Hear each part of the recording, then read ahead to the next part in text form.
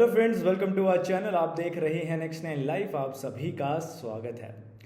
तो सुनील दत्त और नरगिस की प्रेम कहानी किसी से नहीं छुपी है, ये बात सभी जानते होंगे। लेकिन क्या आप जानते हैं कि नरगिस से बात करने के लिए सुनील काफ़ी घबराते थे। जी हाँ, बात है ये तब की जब नरगिस तो एक बेहतरीन अदाकारा बन चुकी थी, एक मशहूर एक्ट्रेस के तौर पे जानी जाती थी, लेकिन सुनील दत्त अभी एक्टर नहीं बने थे। दरअसल वो एक रेडियो शो पे होस्टिंग का काम करते थे। इसी होस्टिंग शो में एक बार नरगिस आई। नरगिस को सामने बैठा देख सुनील दत्त हक्के बक्के रह गए। उनसे कोई सवाल पूछा ही नहीं जा रहा था। ये देखकर नरगिस ने उनको कंफर्टेबल किया, उनको हिम्मत दी और फिर जाके सुनील दत्त नरगिस से सवाल पूछ पाए। दोस्तों, इनको क्या पता था कि आने वाले समय में ये दोनों इतने करीब आने वाले हैं। फिर एक फिल्म के दौरान सुनील ने नरगिस को एक आग से बचाया था। दरअसल सेट पे आग लग गई थी और उस आग में कूदकर सुनील ने नरगिस की जान बचाई। इसी के बाद से कहते हैं कि इनकी प्रेम कहानी शुरू हुई थी। तो इसी के बारे में बात करेंगे आज की हमारी स्पेशल वीडियो में। मैं आपको बताने जा रहा हूं कि कैसे शुरू हुई थी नरगिस और सुनील दत्त की कहानी। तो चलिए शुरू करते हैं आज की हमारी ये स्पेशल रिपोर्ट। तो वेटरन एक्टर और संजय दत्त के पिता सुनील दत्त अगर आज जिंदा होते तो 92 ईयर्स के होते। 6 जून 1929 को पाकिस्तान के पंजाब प्रांत में जन्मे सुनील दत्त ने महज 5 साल की उम्र में अपने पिता को खो दिया था। जब वो 18 साल के हुए तो भारत पाकिस्तान का बंटवारा होने लगा। सभी हिंदुओं को पाकिस्तान से भगाया जा रहा था और उनका बेरहमी से कत्ल किया जा रहा था। जैसे तैसे सुनील दत्त का परिवार पाकिस्तान से भागकर लखनऊ पहुंचा और फिर कुछ दिनों के लिए यहीं बस गया। शुरुआती पढ़ाई के बाद सुनील दत्त ने मुंबई से अपनी कॉलेज की पढ़ाई पूरी की और वहीं से उन्होंने अपनी ज़िंदगी का आगे का सफ़र पूरा किया। आपको बता दें कि पढ़ाई के साथ ही सुनील दत्त ने ट्रांसपोर्टेशन कंपनी में नौकरी भी शुरू कर दी थी। बहुत छोटी उम्र में वो इस कंपनी से जुड़ गए और वहाँ पे खर्चा पानी चलाने के लिए काम किया करते थे। इसके अलावा सुनील दत्त ने कॉलेज के थिएटर ग्रुप में हिस्सा लेना शुरू कर दिया था। एक बार प्ले के दौरान रेडियो प्रोग्रामिंग के हेड की नज़र सुनील दत्त पे पड़ गई। उन्होंने सुनील की प्रतिभा को देखते हुए उन्हें फ़ौरन रेडियो में नौकरी करने का ऑफ़र दे दिया। ये सुनकर सुनील दत्त हैरान रह गए क्योंकि ये बहुत बड़ा ऑफ़र था। सुनील दत्त रेडियो के लिए हिंदी फिल्मों के स्टार्स का इंटरव्यू लिया करते थे, जिसके लिए उन्हें हर महीने 25 रुपये तनख्वाह मिला करती थी। खैर, उस ज़माने में 25 रुपये भी कम नहीं थे। रेडियो की नौकरी के दौरान सुनील दत्त को एक बार नरगिस का इंटरव्यू लेना था। नरगिस उस समय बेहद पॉपुलर हो गई थी, जबकि सुनील दत्त एक आम इंसान थे। इस समय तक वे कोई बड़े स्टार नहीं बने थे, वो सिर्फ एक रेडियो शो को होस्ट किया करते थे। लेकिन वही बात की जाए अगर नरगिस की, तो नरगिस एक बहुत बड़ी स्टार बन चुकी थी। इसलिए उनसे इंटरव्यू लेने के लिए वे थोड़ा बहुत कतरा रहे थे।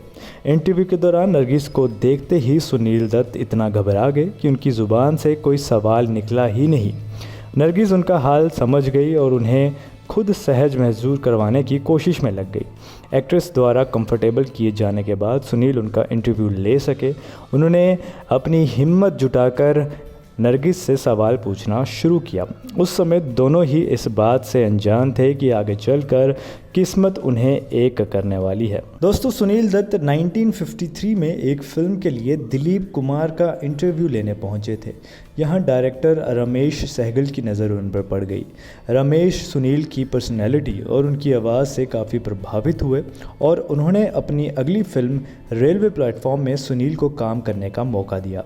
ये फिल्म 2 साल बाद 1955 में रिलीज़ हुई थी।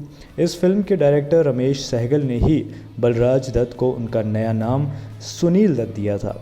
जी हाँ दोस्तों, सुनील दत्त का पहले नाम बलराज दत्त था, जो बाद में सुनील दत्त हो गया। फिर क्या था दोस्तों, रेलवे प्लेटफॉर्म से बॉलीवुड डेब्यू करने के बाद सुनील दत्त को अगली फिल्म मदर इंडिया मिल गई।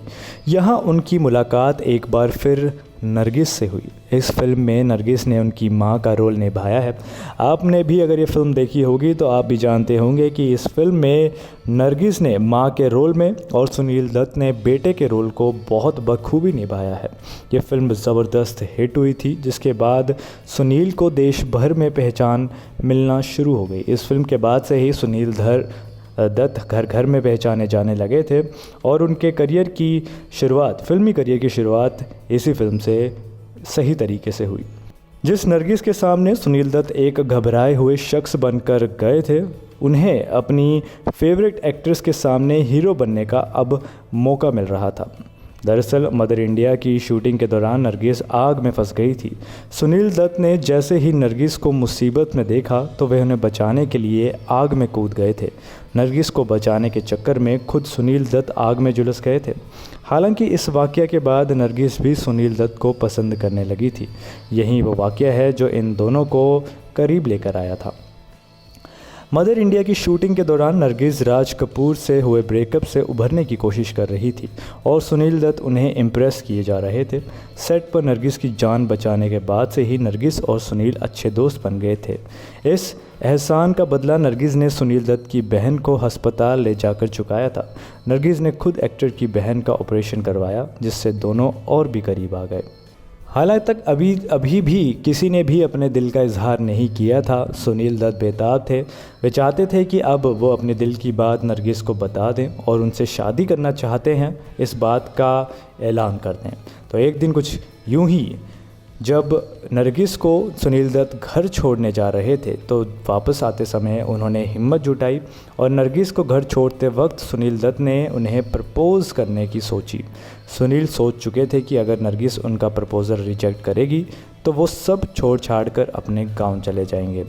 उनके मन में यह शंका थी कि शायद नरगिस मेरे इस प्रपोज़ल को एक्सेप्ट ना करे, लेकिन नरगिस तुरंत शादी के लिए राज़ी हो गई। उन्होंने सुनील के प्रपोज़ल को बिल्कुल एक्सेप्ट किया और वे शादी के लिए हामी भी भर चुकी थी। साल 1958 में दोनों ने फिर शादी करने का फ़ैसला किया।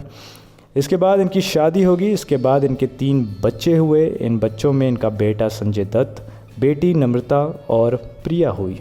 वहीं दोस्तों, अगर नरगिस के करियर की बात की जाए तो 1935 में आई फिल्म तलाश ए हक में मात्र 5 साल की उम्र में वे नज़र आई थी, लेकिन एक पूर्ण अभिनेत्री के रूप में वे साल 1942 में फिल्म आई तमन्ना, उसमें उन्होंने काम किया था और 3 दशकों तक हिंदी सिनेमा की महान अभिनेत्री के रूप में काम करती रही। मदर इंडिया उनकी सबसे बेहतरीन फिल्मों से एक मानी जाती है, जिसके लिए उन्हें फिल्म फेयर के राष्ट्रीय पुरस्कार से भी सम्मानित किया गया था। आपको बता दें दोस्तों कि नरगिस ने 2 मई 1981 को पैनक्रियाटिक कैंसर के चलते इस दुनिया को अलविदा कहा था। तो दोस्तों, ये थी आज की हमारी स्पेशल वीडियो। उम्मीद करता हूँ आपको ये वीडियो पसंद आई होगी। ऐसी तमाम जानकारी के लिए हमसे जुड़े रहिएगा। आपका हमारी आज की इस वीडियो को लेकर क्या कहना है, ये भी हमें कमेंट सेक्शन पे बता सकते हैं। फ़िलहाल के लिए दीजिए इजाज़त। मिलेंगे आपसे अगली बार। नमस्कार।